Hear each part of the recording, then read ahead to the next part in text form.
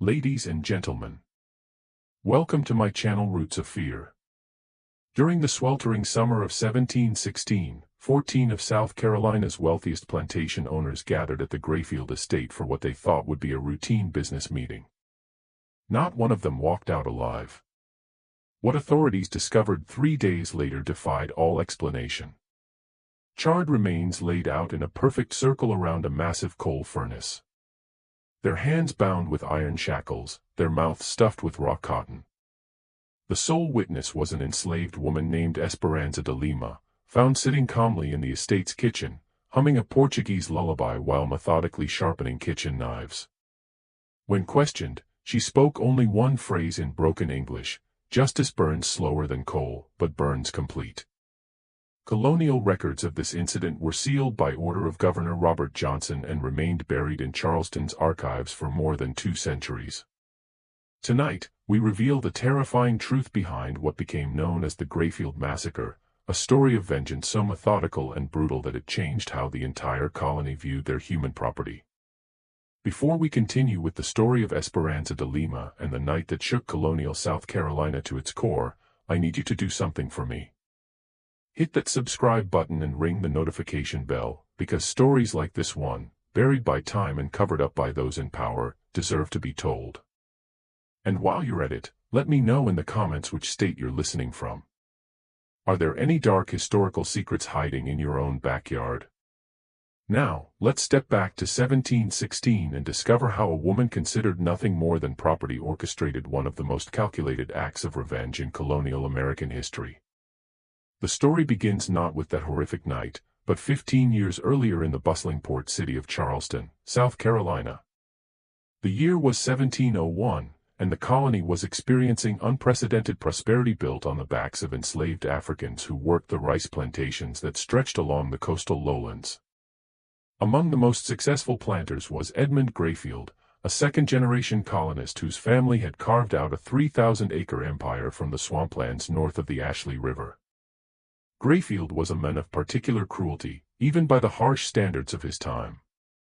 Standing over 6 feet tall with pale blue eyes that seemed to look through people rather than at them, he had earned a reputation for breaking slaves both physically and mentally.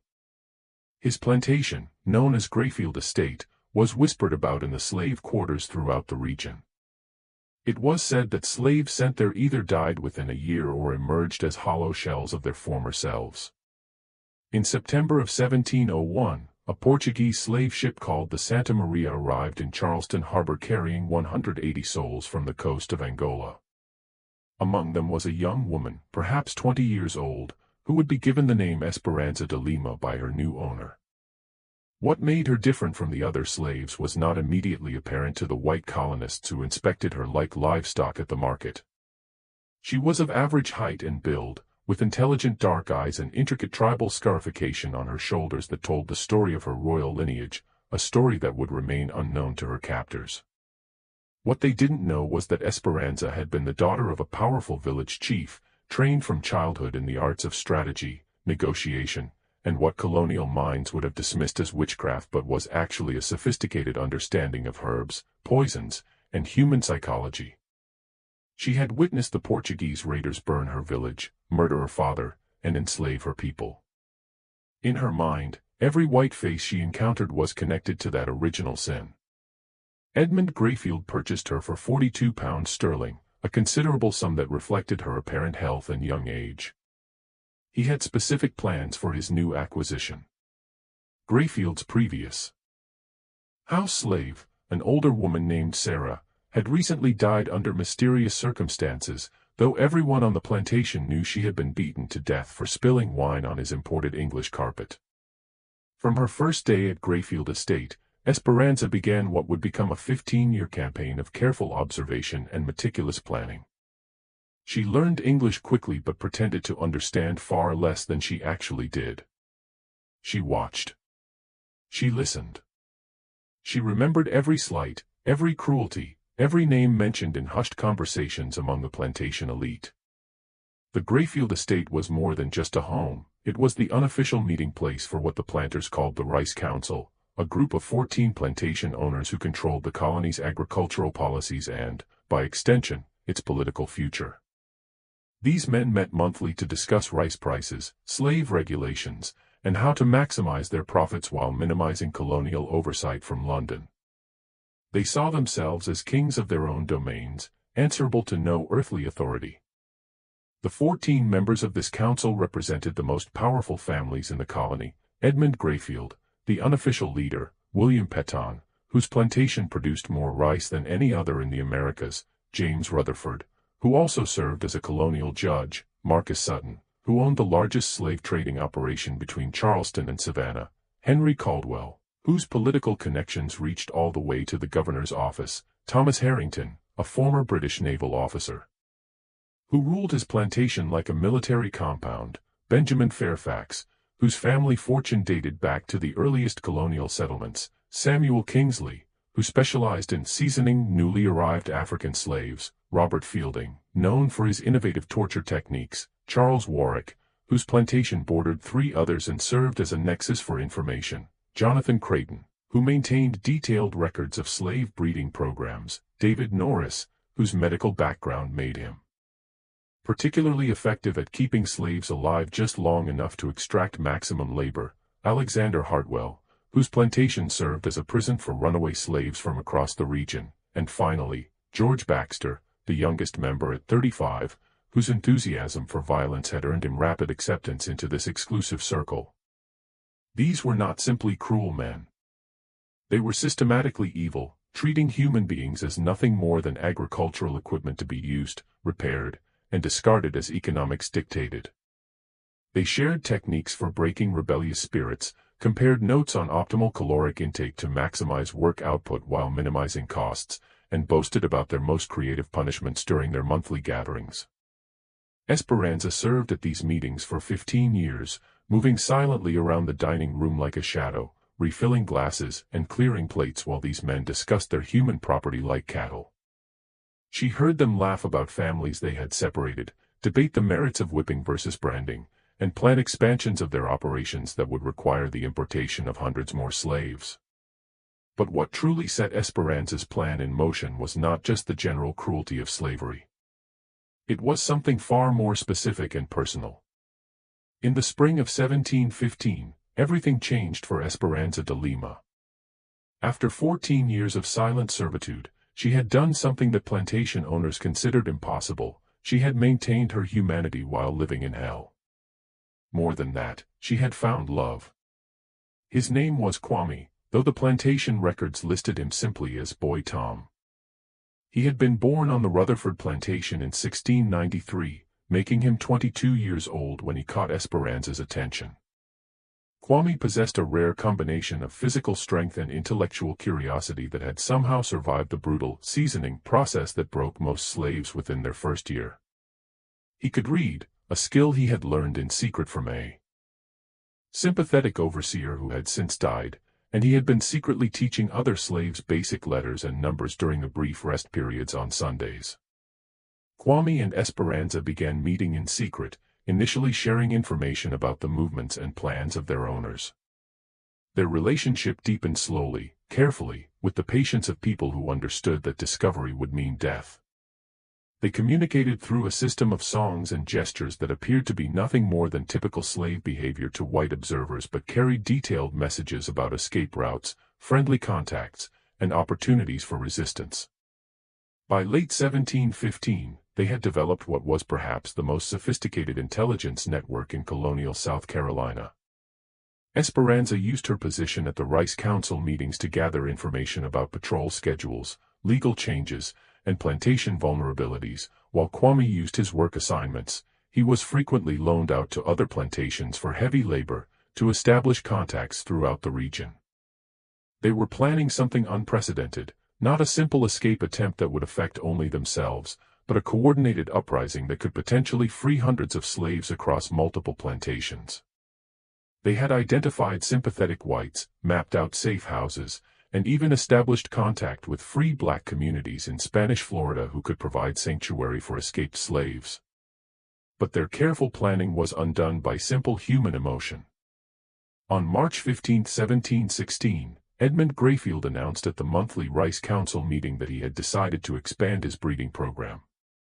He had identified several prime specimens among his female slaves who would be paired with males from other plantations to produce what he called superior working stock.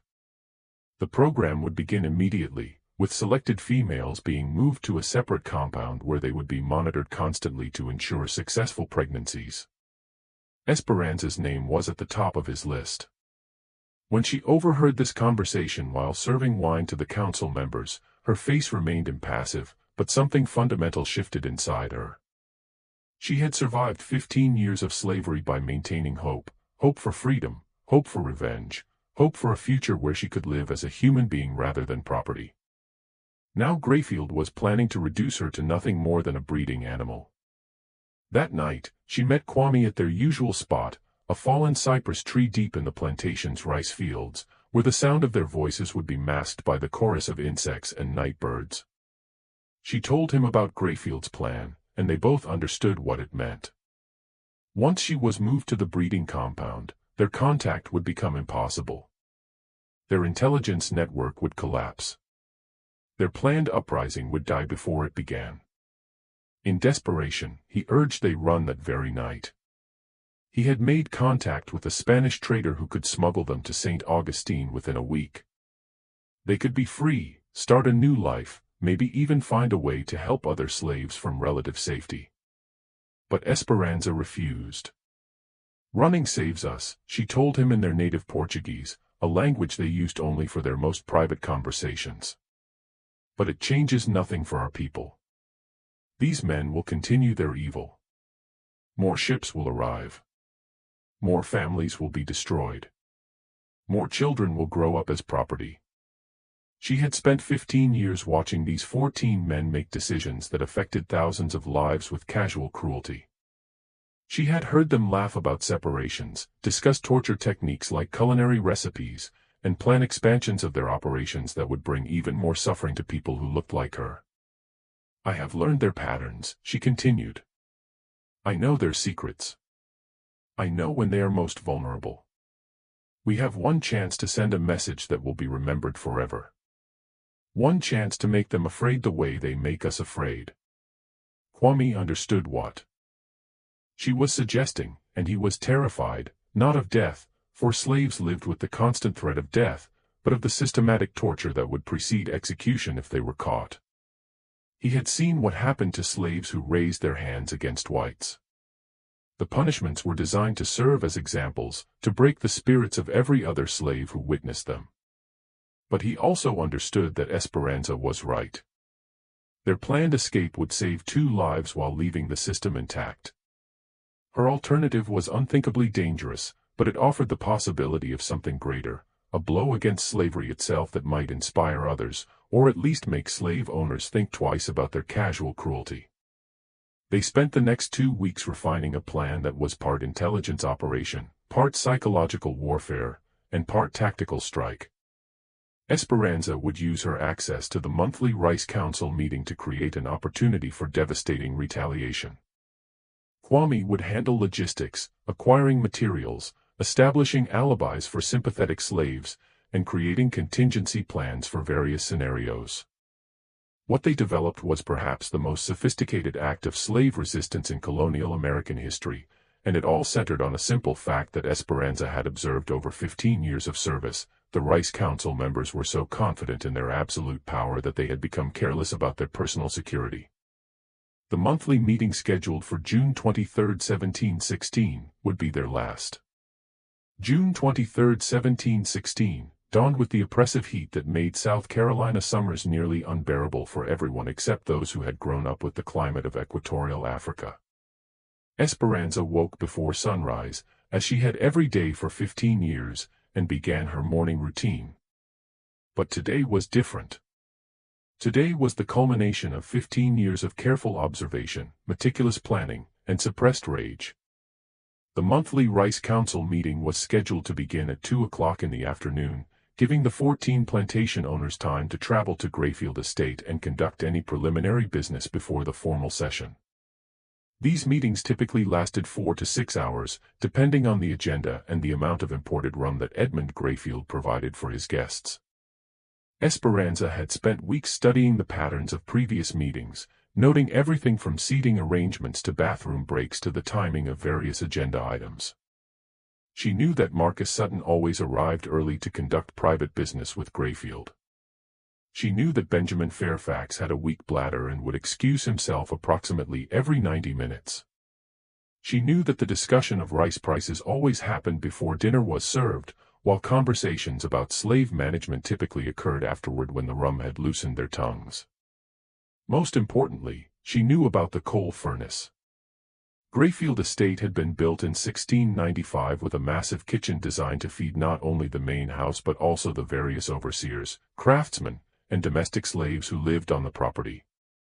The centerpiece of this kitchen was an enormous coal-burning furnace that had been imported from Britain at considerable expense.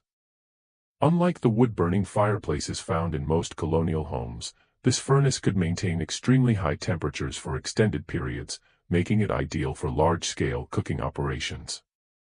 The furnace stood nearly 8 feet tall and 4 feet square, built of imported firebrick and surrounded by iron fixtures for hanging pots, supporting spits, and regulating airflow. When fully stoked with coal, it could reach temperatures exceeding 2,000 degrees Fahrenheit, hot enough to melt copper and silver. Grayfield took enormous pride in this furnace, often showing it to visitors as an example of his prosperity and sophistication. What Grayfield didn't know was that Esperanza had been secretly studying the furnace's operation for months, learning how to control its temperature, how to maintain maximum heat for extended periods, and how to manipulate its airflow to create specific conditions.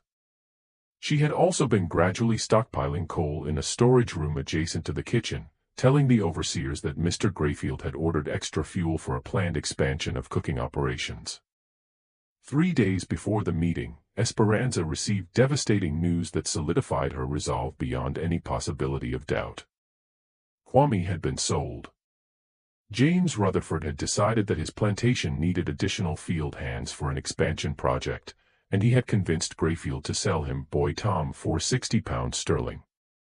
The transaction would be completed immediately after the Rice Council meeting, with Kwame being transferred to the Rutherford plantation the following morning. When Esperanza learned of this sale, she understood that her window of opportunity was closing forever. In 3 days, she would lose the men she loved, be forced into a breeding program that would destroy her spirit, and watch helplessly as the Rice Council continued its systematic brutalization of her people. The time for patience had ended. That evening, she met Kwame for what they both knew would be the last time. They spoke in whispers beside the fallen cypress tree, sharing 15 years of memories compressed into a few precious hours. He begged her one final time to abandon her plan and run away with him that very night. There was still time to escape to Spanish Florida, still time to build a life together away from the horror of plantation slavery. But Esperanza's mind was made up. These men believe they are gods, she told him. They believe they can do anything to us without consequence. Tomorrow I will show them they are wrong. I will show them that we are human beings, not animals, and that human beings fight back when pushed beyond endurance. Kwame understood that arguing was useless.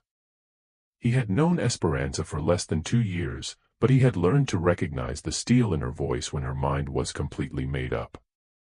Instead, he spent their remaining time together helping her refine the final details of her plan. The next morning, June 22nd, Esperanza began her final preparations.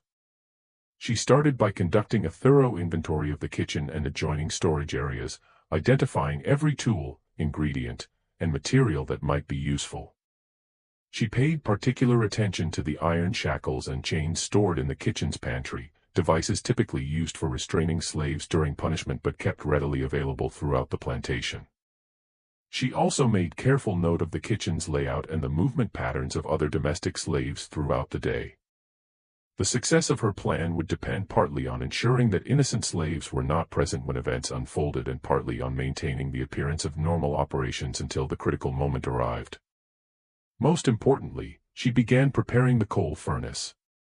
Starting at dawn, she fed coal into the furnace at carefully timed intervals, gradually increasing the internal temperature while maintaining the appearance of routine cooking preparations.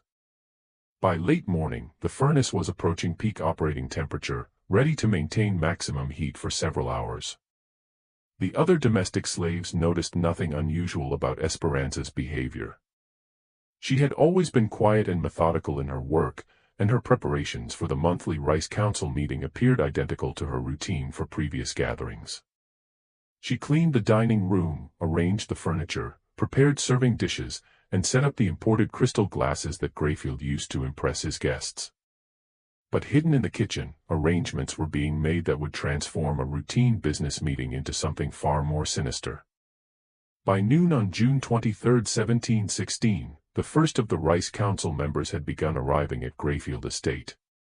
As always, Marcus Sutton arrived early, riding up the oak-lined avenue that led to the main house with the confidence of a man who owned over 800 human beings and considered himself answerable to no earthly authority. Esperanza watched from the kitchen window as Sutton dismounted his horse and handed the reins to a stable slave. At 53 years old, Sutton was one of the older members of the Rice Council, and his body showed the effects of decades of rich living. He was heavily built with thinning gray hair and the red-faced complexion of a man who drank more imported rum than was strictly healthy. But his eyes remained sharp and calculating, the eyes of someone who had built his fortune by viewing human beings as commodities to be bought, sold, and exploited with maximum efficiency. Sutton's plantation specialized in what was euphemistically called seasoning, the brutal process of breaking newly arrived African slaves and teaching them to accept their condition as permanent and inescapable. Slaves who proved particularly resistant to seasoning were often sold to Sutton, who had developed increasingly creative methods for destroying their will to resist. His techniques had become so refined that other plantation owners regularly sent their problem slaves to his operation, paying premium prices for his services. Edmund Grayfield greeted Sutton at the front door with the elaborate courtesy that plantation owners reserved for each other while treating their slaves like livestock. The two men retired to Grayfield's private study to discuss business matters that were too sensitive for the larger group, primarily new techniques for slave control and strategies for lobbying the colonial government to reduce restrictions on slave importation. Over the next hour, the remaining 12 members of the Rice Council arrived in small groups, their carriages and horses creating a traffic jam around the circular drive that fronted the main house. Esperanza recognized each man as he arrived, having served at enough meetings to know their faces, their voices, and their particular areas of expertise in the management of human property. William Petton arrived with his usual retinue of armed overseers, a precaution he had adopted after a recent slave rebellion attempt on his plantation had been narrowly suppressed. James Rutherford came alone, but his horse bore the distinctive silver-mounted pistols that advertised his dual role as plantation owner and colonial magistrate.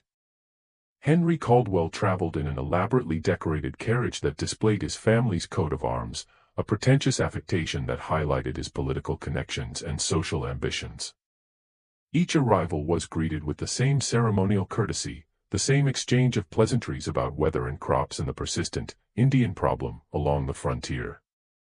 These men saw themselves as the founding fathers of a great civilization, pioneers who were transforming a wilderness into productive agricultural land that would feed the growing cities of colonial America. What they refused to acknowledge was that their civilization was built on a foundation of systematic brutality, that their wealth came from the unpaid labor of thousands of human beings who were treated worse than livestock, and that their political influence existed primarily to perpetuate and expand the system of exploitation. At 2 o'clock precisely, Edmund Grayfield called the monthly meeting to order in his formal dining room. The 14 men took their customary seats around a massive oak table that had been imported from England at a cost that would have supported a typical colonial family for several years. The table's polished surface reflected the light from dozens of candles arranged in silver candelabras, creating an atmosphere of wealth and sophistication that reinforced their sense of superiority and entitlement. Esperanza began serving the meal with her usual efficiency, moving silently around the table as these men discussed the business of slavery with the casual brutality that had characterized their previous 180 monthly meetings. She had heard variations of these conversations hundreds of times, but today she listened with particular attention to every word, every tone, every casual reference to human suffering. The agenda began, as always, with a discussion of rice prices in the Charleston market and strategies for maximizing profits in the coming harvest season. William Peton reported that his plantation had achieved record production levels by implementing what he called incentive-based management, a system that provided minimal food rewards for slaves who exceeded daily quotas while subjecting underperformers to systematic punishment. The key, Peton explained while cutting his imported beef, is making them understand that their comfort level depends entirely on their productivity. Give them just enough hope to keep working, but never enough security to make them complacent. James Rutherford nodded approvingly. I've had excellent results with family separation as a motivational tool. Nothing makes a field hand work harder than knowing that his wife and children are being held at a different location, and that reunion depends on consistent performance. The conversation continued in this vein for nearly an hour, with each member sharing techniques for extracting maximum labor from their human property while minimizing expenses for food, housing, and medical care. They discussed breeding programs with the same clinical detachment that cattle ranchers used when planning livestock improvements. They compared notes on punishment techniques with the enthusiasm of craftsmen sharing professional secrets. Esperanza refilled wine glasses and cleared plates while these men celebrated their latest innovations in human degradation. She maintained her usual expression of blank subservience, but inside her mind she was making final mental notes about each man's position, each man's habits, and each man's potential for resistance when the time came. As the formal agenda concluded and the conversation became more informal, the men began sharing stories that revealed the true depths of their cruelty. Marcus Sutton described a new torture device he had imported from the Caribbean, a metal cage barely large enough for a human body that was suspended in full sunlight and could literally cook rebellious slaves to death over a period of several days. Samuel Kingsley boasted about his latest breeding experiment, which involved forcibly pairing selected slaves to produce what he hoped would be a new generation of larger, stronger field hands. But it was George Baxter, the youngest member of the council, who provided the final catalyst for what was about to unfold. "Gentlemen," Baxter announced as Esperanza poured brandy for the post-dinner drinks, "I have exciting news about a new business opportunity. The Spanish are paying premium prices for experienced slaves in their South American territories. I'm proposing that we pool our resources to purchase a large ship and begin systematic exportation of our older, less productive stock." The room erupted in enthusiastic discussion as the 14 men began calculating the potential profits from selling their human property to Spanish colonies where working conditions were even more brutal than those in South Carolina. They debated logistics, discussed political connections who could facilitate the necessary permits, and estimated how many slaves they could export while maintaining adequate labor forces for their plantations. As Esperanza listened to these men plan the destruction of even more lives, she felt something inside her snap. For 15 years, she had maintained her sanity by telling herself that their cruelty had limits, that even these evil men would eventually recognize some boundaries of human decency. But there were no limits. There were no boundaries. Their capacity for causing suffering was constrained only by economic considerations and their own imagination. It was time to show them what it felt like to be powerless. At exactly 9:47 p.m., according to the imported German clock that stood in Grayfield's dining room, Esperanza de Lima made her move. The 14 members of the Rice Council had finished their formal business and settled into the comfortable after-dinner conversation that typically concluded their monthly meetings. The room was warm with body heat and candlelight, filled with the smell of imported tobacco and expensive brandy. Most of the men had loosened their formal attire and adopted the relaxed posture of people who believed themselves completely secure in their dominance. They were discussing Samuel Kingsley's proposal to establish a formal breeding registry that would track bloodlines across all their plantations, creating what they envisioned as a superior class of slaves specifically bred for intelligence, strength, and docility. The conversation had become technical, almost academic, as they debated genetic principles with the same detached interest they might bring to discussions of crop rotation or soil improvement. None of them noticed when Esperanza excused herself from the dining room, ostensibly to retrieve additional brandy from the kitchen. None of them observed her careful movements as she secured every exit from the main house except the kitchen door. None of them realized that she had been gradually increasing the coal furnace's temperature throughout the evening, bringing it to a heat level that would have been dangerous even for cooking purposes. Her plan was elegant in its simplicity and terrifying in its implications.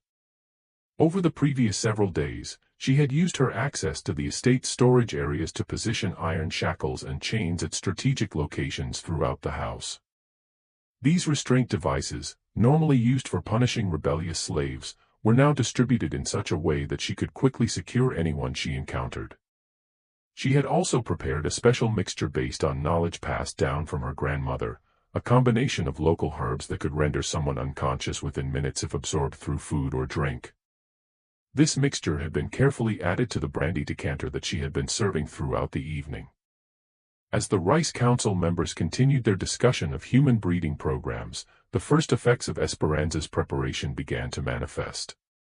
George Baxter, who had consumed more brandy than the others, began to feel dizzy and disoriented. He attributed this to the heat and alcohol, but within minutes he was slumping in his chair, struggling to maintain consciousness. One by one, the other council members began experiencing similar symptoms. William Petton complained of sudden nausea. James Rutherford found himself unable to focus his eyes. Marcus Sutton's hands began trembling uncontrollably. Edmund Grayfield was the first to realize that something was seriously wrong. "Gentlemen," he said, his voice already slurring slightly, "I believe we may have been. Someone has," but before he could complete the thought, his legs gave way and he collapsed onto the imported Persian carpet that had cost him more than most colonists earned in a year. Within 20 minutes, all 14 members of the Rice Council were unconscious. Esperanza worked with methodical efficiency, using rope and iron shackles to secure each man's hands and feet. The restraints she applied were the same devices that had been used to bind thousands of slaves over the years, devices designed to cause pain and prevent escape while keeping the victim alive and functional. She took particular care to ensure that each binding was tight enough to cause considerable discomfort but not so restrictive as to cut off circulation entirely. She had no intention of allowing these men to escape through the mercy of a quick death. As she worked, she spoke to each unconscious man in Portuguese, Spanish, and broken English, sometimes explaining what she was doing, sometimes recounting specific instances of cruelty she had witnessed, sometimes simply expressing the rage that had been building inside her for 15 years. "You sell my Kwame like he is cow," she whispered to James Rutherford as she secured iron shackles around his ankles. "You buy and sell people like they are nothing. Tonight you learn what it feels like to be nothing." To Marcus Sutton, she said, "You break spirits. You teach people to stop being human. Tonight I teach you what a broken spirit feels like." To Edmund Grayfield, her voice carried 15 years of suppressed hatred, "You own me. You think you can do whatever you want to me. You think I am animal. Tonight you see what animals do when they have no choice left." Once all 14 men were securely restrained, Esperanza began the most labor-intensive part of her plan. One by one, she dragged each unconscious body from the dining room through the house to the kitchen. This process took nearly 3 hours, as each man weighed considerably more than she did, and she had to move carefully to avoid making noise that might alert other slaves or overseers who might still be awake. By 2 a.m., all 14 members of the Rice Council were arranged in a circle around the massive coal furnace, their feet pointing toward the center, their hands secured behind their backs with iron shackles, their mouths stuffed with raw cotton to prevent them from calling for help when they regained consciousness. The furnace itself had been stoked to maximum temperature and was radiating heat that made the kitchen nearly unbearable even for someone who wasn't restrained. Esperanza had calculated that the combination of extreme heat, dehydration, and restricted movement would create a form of prolonged torture that would give these men time to contemplate their fate while slowly dying in agony. But she had also made provisions for a more immediate form of justice. As the first gray light of dawn began filtering through the kitchen windows, the Rice Council members began regaining consciousness. The herb mixture she had used was designed to cause unconsciousness for several hours but leave no permanent impairment, ensuring that her victims would be fully aware of their situation when the torture began. Edmund Grayfield was the first to wake up, and his confusion quickly turned to terror as he realized his predicament. He was lying on the stone floor of his own kitchen, bound hand and foot with iron shackles, unable to speak because of the cotton stuffed in his mouth, and surrounded by the other members of his council in similar condition. The massive coal furnace in the center of their circle was radiating heat like a miniature version of hell itself. As the other men regained consciousness, the kitchen filled with the sound of muffled screams and desperate struggles against unbreakable restraints. They were experiencing for the first time in their lives the absolute helplessness that they had inflicted on thousands of other human beings. Esperanza sat calmly in a corner of the kitchen, methodically sharpening the carving knives she used for food preparation. She had positioned herself so that each man could see her clearly, and she maintained eye contact with each of them as they fully grasped the hopelessness of their situation. "Good morning, gentlemen," she said in clear English, far better English than she had ever spoken in their presence before. "I hope you rested well. We have much to discuss, and I want to make sure you are all paying attention."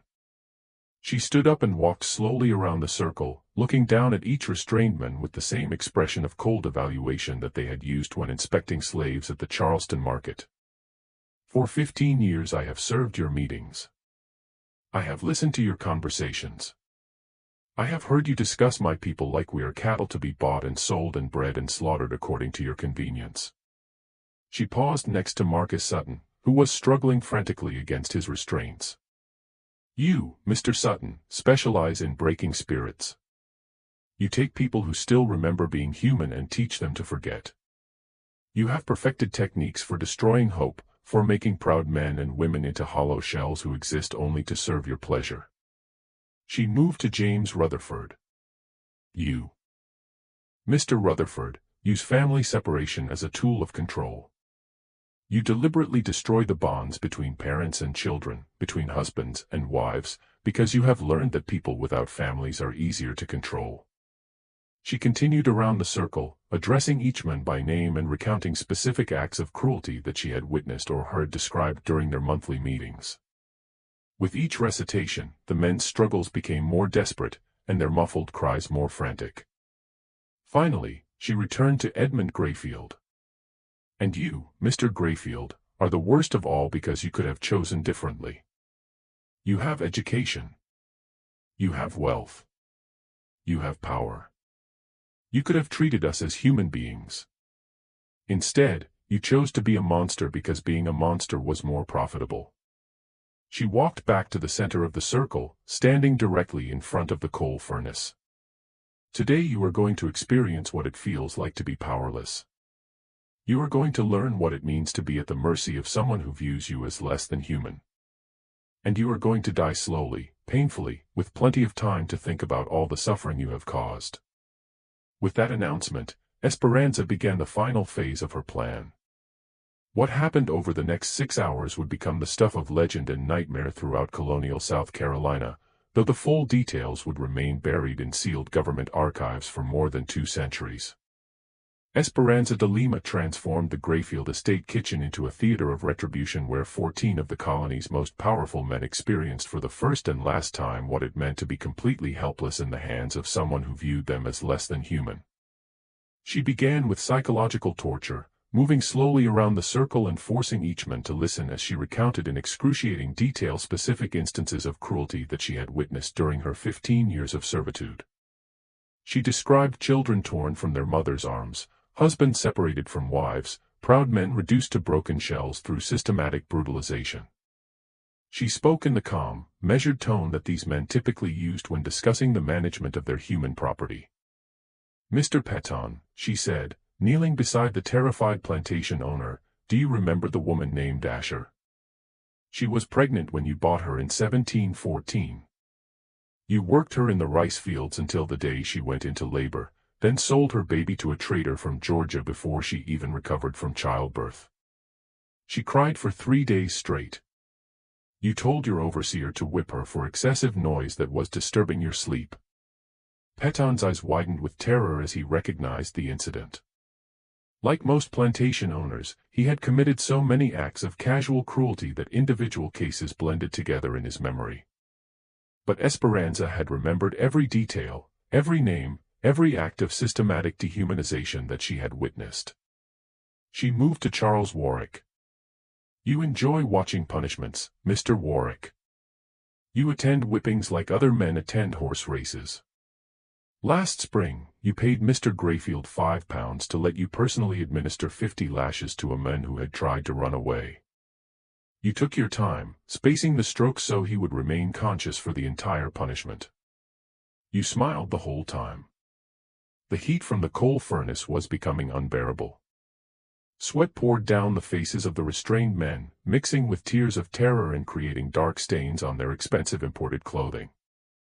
Several of them had already begun showing signs of heat exhaustion, rapid breathing, flushed skin, and the glazed look that preceded collapse. But Esperanza was not finished with the psychological portion of her retribution. She retrieved a leather-bound ledger from Edmund Grayfield's study, the same book where he recorded the purchase, sale, and breeding of his human property. Opening it to a random page, she began reading entries aloud in the flat, emotionless tone that plantation owners used when discussing business transactions. April 12, 1715. Sold boy named Caesar, age 14, to Rutherford Plantation for breeding purposes, £45. Note: mother became unmanageable after separation. Recommend immediate sale or disposal. She turned the page. June 3, 1715. Female named Rebecca died in childbirth. Child survived. Estimated loss £20. Note: implement better nutrition program for breeding females to reduce mortality rates. Page after page, she read the clinical documentation of human suffering. Families destroyed, children sold, men and women reduced to monetary calculations in a businessman's ledger. Each entry represented someone's life, someone's family, someone's dreams crushed under the weight of systematic exploitation. The psychological torture continued for 2 hours, with Esperanza forcing each man to confront the full scope of his crimes against humanity. She had an extraordinary memory for detail, enhanced by 15 years of careful attention to their conversations. She could recall specific dates, individual names, particular acts of cruelty that each man had committed or ordered. But as the morning sun climbed higher and the temperature in the kitchen approached 120 degrees Fahrenheit, she moved to the next phase of her plan. From the kitchen storage area, she retrieved several long iron rods, tools typically used for stoking the coal furnace and manipulating heavy cookware. She placed these rods directly into the furnace's flames, where they quickly heated to cherry-red temperatures that would cause excruciating burns on contact with human flesh. "Gentlemen," she announced, "you have spent years perfecting techniques for causing pain without causing immediate death. You have learned how to torture people for maximum effect while keeping them alive and functional. Today I will demonstrate that your students have been paying attention." She withdrew the first iron rod from the furnace. The metal glowed like a piece of captured sunlight, radiating heat that could be felt from several feet away. Moving to Edmund Grayfield, she held the rod close enough to his face that he could feel the intense heat without making contact. "This is for every slave you have branded like cattle," she said calmly. "This is for every human being you have marked as your property." What happened next was too brutal to describe in detail, but the screams that echoed through the Grayfield estate kitchen could be heard by slaves working in fields nearly a quarter-mile away. The sound was unlike anything they had ever heard before, the desperate, agonized cries of men who had never experienced genuine helplessness and were discovering what their victims had endured for decades. Esperanza worked methodically, applying the heated iron to each man in turn, targeting non-fatal areas that would cause maximum pain while ensuring that her victims remained conscious and aware. She had learned from observing their own torture techniques, understanding exactly how much damage the human body could sustain while still maintaining the capacity for suffering. Between applications of the heated iron, she continued her psychological assault, describing in detail how each man's plantation would be inherited by relatives who might or might not continue their cruel practices. She talked about their children, wondering aloud whether the next generation would prove as evil as their fathers, or might develop some capacity for human compassion. "Your son, William," she said to Marcus Sutton as he writhed in agony, "he is only 16 years old. Maybe there is still time for him to become a better man than his father. Maybe when he learns what happened to you, he will decide that treating people as property is too dangerous. The psychological impact was as devastating as the physical torture. These men had built their entire identity around the belief that they were superior beings, natural masters who had the right to control and exploit other human beings. Esperanza was systematically destroying that identity, forcing them to experience themselves as victims, as objects to be manipulated by someone else's will. As the afternoon heat combined with the furnace's radiation to push the kitchen temperature above 130 degrees Fahrenheit, several of the men began showing signs of severe heat stroke. Their skin turned red and dry, their breathing became rapid and shallow, and their struggles against the restraints became weaker and more desperate. But Esperanza had planned for this contingency. She had no intention of allowing them to escape through unconsciousness or heat-induced delirium. Using techniques learned from her grandmother, she applied wet cloths to their foreheads and forced small amounts of water into their mouths, keeping them conscious and aware while their bodies slowly cooked in the superheated air. "You must stay awake," she told them. "You must remain alert. Death is a mercy, and you have not earned mercy yet." The torture continued through the hottest part of the afternoon, with Esperanza maintaining the furnace at maximum temperature while systematically applying heated iron rods to each man's body. She targeted hands, feet, and faces, areas that would cause excruciating pain while remaining visible as permanent reminders of their experience. But perhaps the most devastating aspect of the entire ordeal was not the physical suffering but the complete reversal of power relationships that it represented. For the first time in their lives, these 14 men were experiencing what their slaves endured every day, the knowledge that another human being had complete control over their bodies, their comfort, their very survival. They were learning what it meant to be property. As evening approached and shadows began falling across the kitchen floor, Esperanza prepared for the final act of her carefully orchestrated revenge. The coal furnace had been burning at maximum temperature for nearly 18 hours, creating a heat level that was literally unbearable for sustained human exposure. She began dragging the semi-conscious men closer to the furnace, positioning them so that the intense heat would slowly cook their bodies while keeping them alive long enough to fully appreciate their fate. It was a technique she had heard Marcus Sutton describe during one of the Rice Council meetings, a method he used for punishing slaves who attempted escape. "This is how you killed Thomas," she told Sutton as she positioned his body within 3 feet of the glowing coals. "Remember Thomas? The young man who tried to run away last summer? You put him in a metal cage in direct sunlight and let him cook slowly over 3 days. He begged for water. He begged for shade. He begged for death. You ignored all his pleas because you wanted other slaves to witness his suffering. One by one, she arranged all 14 men in positions where the furnace's radiant heat would slowly kill them while leaving them conscious long enough to contemplate their crimes. The psychological impact was as important to her as the physical destruction. She wanted them to understand with perfect clarity that they were dying because of choices they had made, actions they had taken, and lives they had destroyed. As the sun set on June 24, 1716, the kitchen of Grayfield Estate contained 14 dying men who were experiencing for the first and last time what it felt like to be completely powerless in the hands of someone who viewed them as less than human. The screaming had stopped several hours earlier, replaced by the weaker sounds of men whose vocal cords had been damaged by prolonged crying. The kitchen filled with the smell of burning flesh and the sound of labored breathing as 14 of colonial South Carolina's most powerful citizens slowly roasted to death beside the same furnace they had used to prepare meals served by the people they had enslaved. Esperanza sat in her corner, still methodically sharpening kitchen knives, humming the Portuguese lullaby that her mother had sung to her in the village that Portuguese raiders had destroyed 20 years earlier. She was no longer looking at the dying men, but her ears remained alert to their breathing, ensuring that none of them escaped into unconsciousness before experiencing the full measure of justice she had planned. As midnight approached, the last of the Rice Council members finally succumbed to the combination of heat, dehydration, and burns that had been slowly killing them throughout the day. Edmund Grayfield was the final survivor. His constitution, strengthened by years of rich living and medical care that had never been available to his slaves, kept him alive the longest. His last coherent words, spoken in a whisper barely audible above the sound of burning coal, were a pathetic attempt at bargaining. "Please. I can give you money, freedom, whatever you want." Esperanza looked at him with the same expression of mild interest that he had used when inspecting slaves at the Charleston market. "I want you to die knowing that you were wrong," she replied calmly. "You are not superior. You are not chosen by God. You are not a natural master.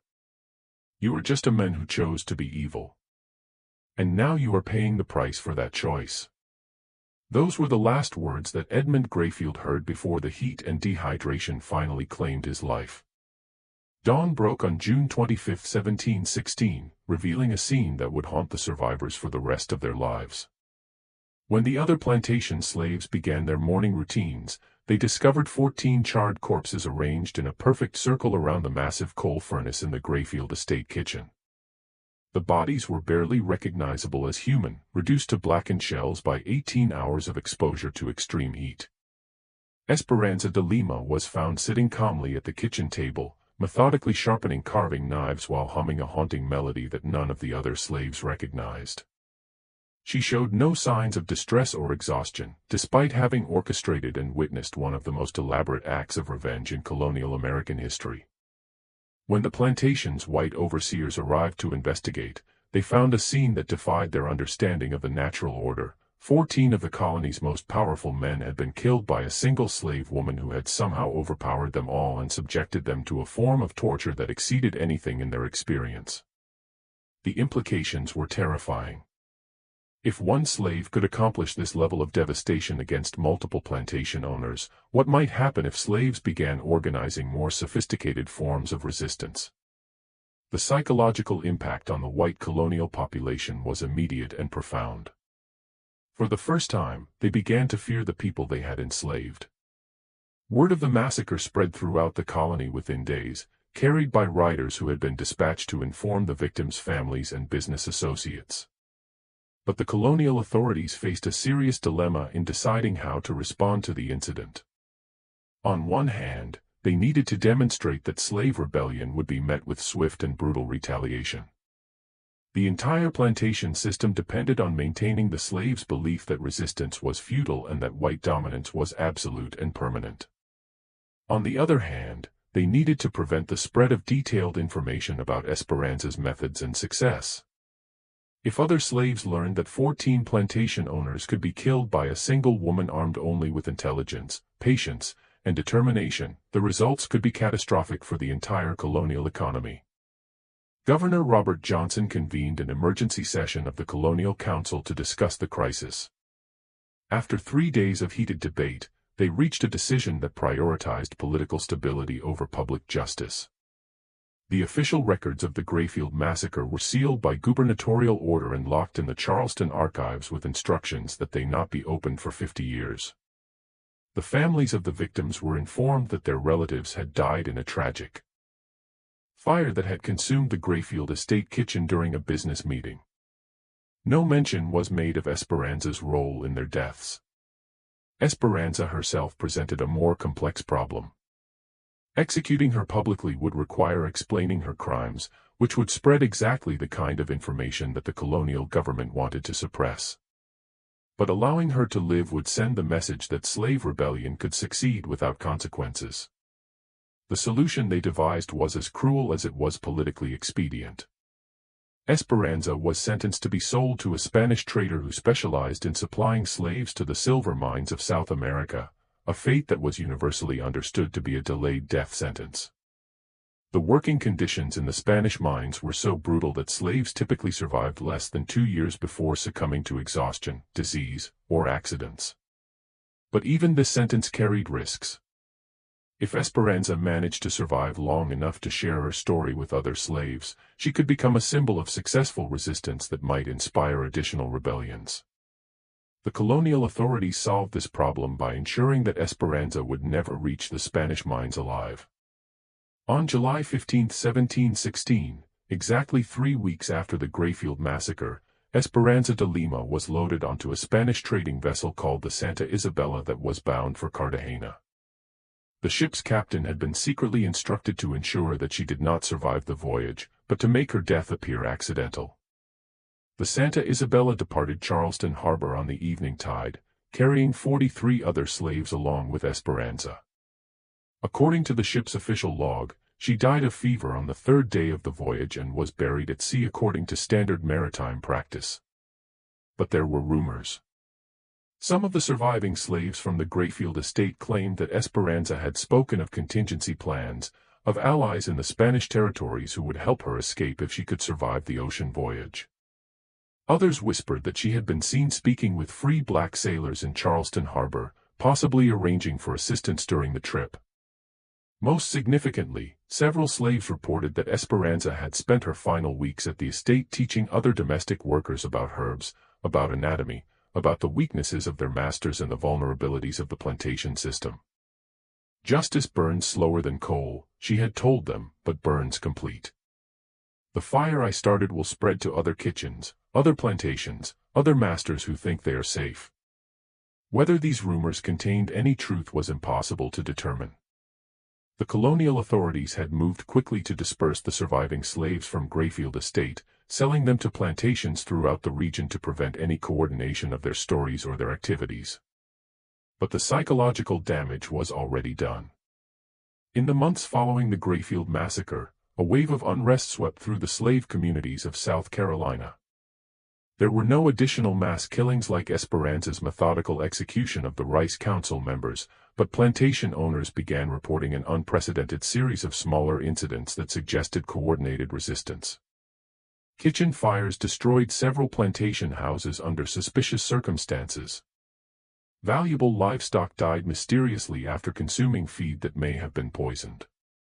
White overseers suffered unusual accidents at precisely the moments when they were most vulnerable. Tools and weapons disappeared from storage areas only to be found days later in locations that suggested slave involvement. Most disturbing to the colonial authorities, slaves began demonstrating knowledge of their owners' personal habits, business arrangements, and family relationships that went far beyond what their duties should have provided. It was as if an intelligence network had developed throughout the plantation system, with information flowing freely between properties that had previously been isolated from each other. The psychological impact on the white colonial population was profound and lasting. Plantation owners who had previously moved through their properties with casual confidence now traveled with armed escorts and avoided predictable routines. The monthly meetings that had been a cornerstone of the Rice Council's coordination were suspended indefinitely, as no one wanted to gather in large groups that might present attractive targets for revenge. Some plantation owners began modifying their treatment of slaves, not out of moral awakening but from practical fear. If slaves were capable of the kind of sophisticated planning and execution that Esperanza had demonstrated, then maintaining their loyalty through slightly better treatment might be a wise investment in personal security. But other owners moved in the opposite direction, implementing even harsher controls and punishments in an attempt to terrorize their slaves into submission. These plantations experienced higher rates of escape attempts, work slowdowns, and mysterious accidents that suggested their strategies were backfiring.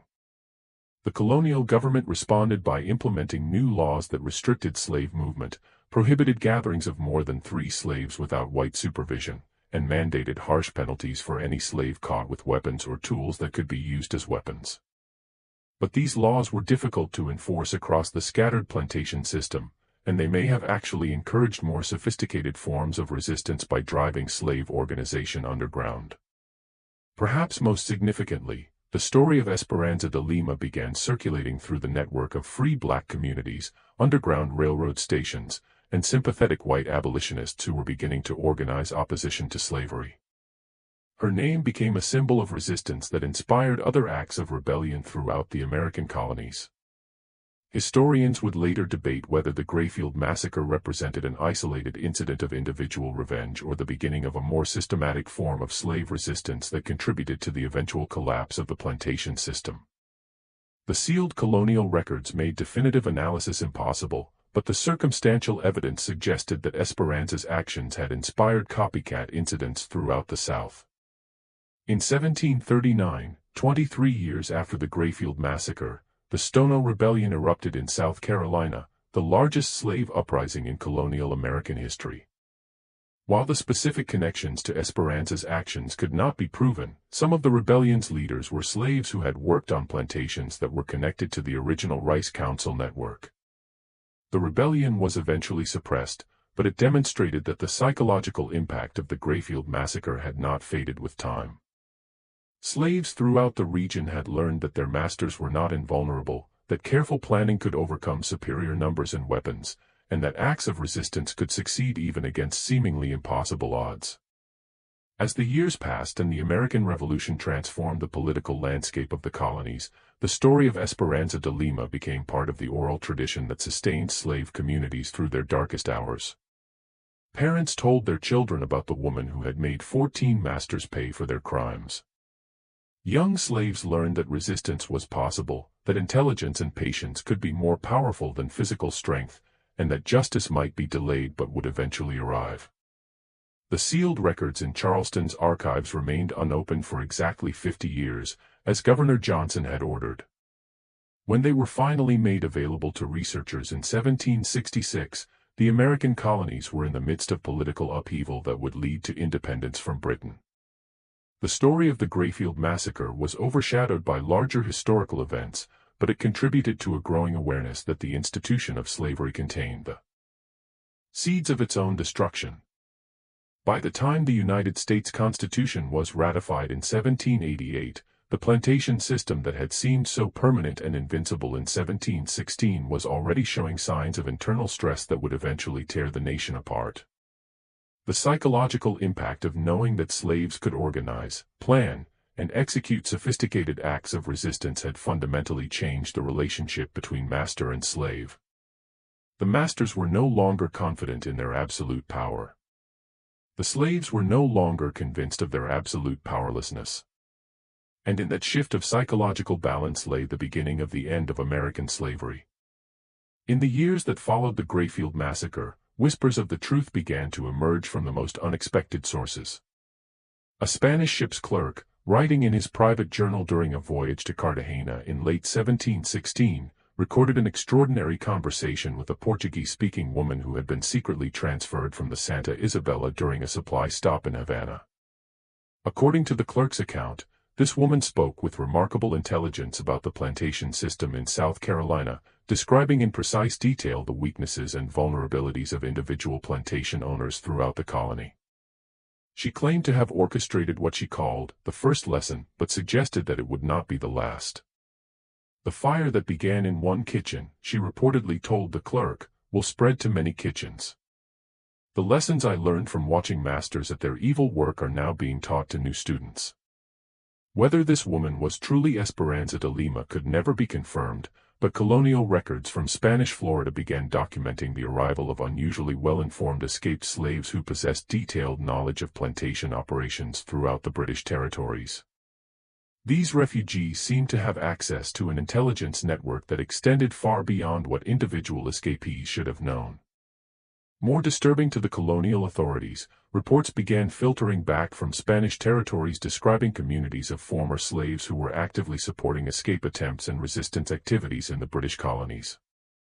Letters intercepted by colonial officials contained detailed instructions for identifying sympathetic contacts, avoiding patrol routes, and exploiting the psychological vulnerabilities of plantation owners who had grown careless in their confidence. By 1720, just 4 years after the Grayfield Massacre, the colonial government was forced to acknowledge that slave resistance had evolved beyond individual escape attempts into something approaching organized warfare. Plantation owners throughout South Carolina began reporting coordinated incidents that suggested systematic planning and intelligence gathering. Kitchen fires destroyed several plantation houses under circumstances that defied natural explanation. Valuable livestock died mysteriously after consuming feed that appeared to have been deliberately poisoned. White overseers suffered fatal accidents at moments when they were most isolated and vulnerable. Most unsettling of all, slaves began demonstrating knowledge of their masters' personal habits, business relationships, and family secrets that went far beyond what their assigned duties should have revealed. It was as if an invisible network had developed throughout the plantation system, with information flowing freely between properties that had previously been isolated from each other. The psychological transformation was profound and lasting. Plantation owners who had moved through their properties with casual arrogance now traveled with armed escorts and avoided predictable routines. The monthly gatherings that had been central to the Rice Council's coordination were permanently suspended, as no one wanted to present an attractive target for coordinated revenge. Some masters began modifying their treatment of slaves, not from moral awakening but from practical terror. If their human property was capable of the sophisticated planning and execution that had destroyed the Rice Council, then maintaining loyalty through slightly better conditions might be a wise investment in personal survival. But other plantation owners responded with increased brutality, implementing harsher punishments and more restrictive controls in desperate attempts to terrorize their slaves into absolute submission. These plantations experienced higher rates of mysterious accidents, work slowdowns, and escape attempts that suggested their strategies were having the opposite effect. The colonial government imposed new laws restricting slave movement, prohibiting gatherings, and mandating severe penalties for any slave found with potential weapons. But these regulations were difficult to enforce across the scattered plantation system, and they may have actually encouraged more sophisticated forms of underground organization. As the decades passed, the story of Esperanza de Lima became woven into the fabric of slave resistance throughout the American colonies. Parents whispered to their children about the woman who had made 14 masters pay for their cruelty. Young slaves learned that their masters were not invulnerable, that careful planning could overcome superior numbers and weapons, and that justice might be delayed but would eventually arrive. The sealed records in Charleston's archives remained locked away as Governor Johnson had ordered, but the truth had already escaped through other channels. Every slave community knew the essential facts. One woman, armed only with intelligence and determination, had killed 14 of the most powerful men in the colony and had lived to escape their justice. Whether Esperanza truly survived to continue her work in Spanish Florida, or whether the reports of her later activities were legends created to inspire hope in desperate people, became less important than the psychological impact of her story. The masters were no longer confident in their absolute power. The slaves were no longer convinced of their absolute powerlessness. And in that fundamental shift of psychological balance lay the seeds of everything that would follow: the growing resistance movements, the underground railroad networks, the persistent rebellions that would eventually contribute to the destruction of the entire plantation system. The kitchen at Grayfield Estate stood empty for 66 years after that night of reckoning, gradually falling into ruin as subsequent owners found the building impossible to staff. Local slaves refused to work in the room where Esperanza had demonstrated what happened to masters who pushed their human property beyond endurance. Eventually, the entire structure was demolished and the land left to return to wilderness. But the lesson remained, passed down through generations of enslaved families who understood that those who choose to treat other human beings as property do so at their own peril. Property can think. Property can plan. Property can remember everything. And sometimes, when pushed beyond the limits of human endurance, property fights back. Justice burns slower than coal, but it burns complete. What do you think of this story? Do you believe everything was revealed, or are there still secrets buried in the archives of our nation's dark history? Leave your comment below and share your thoughts about this remarkable tale of resistance and revenge. If you enjoyed this journey into America's hidden past and want more stories that reveal the truth behind official histories, subscribe to our channel Roots of Fear, hit the notification bell, and share this video with someone who appreciates the power of untold stories. History is written by the victors, but sometimes the voices of the victims find a way to be heard across the centuries. See you in the next video, where we'll continue exploring the dark secrets that shaped our nation.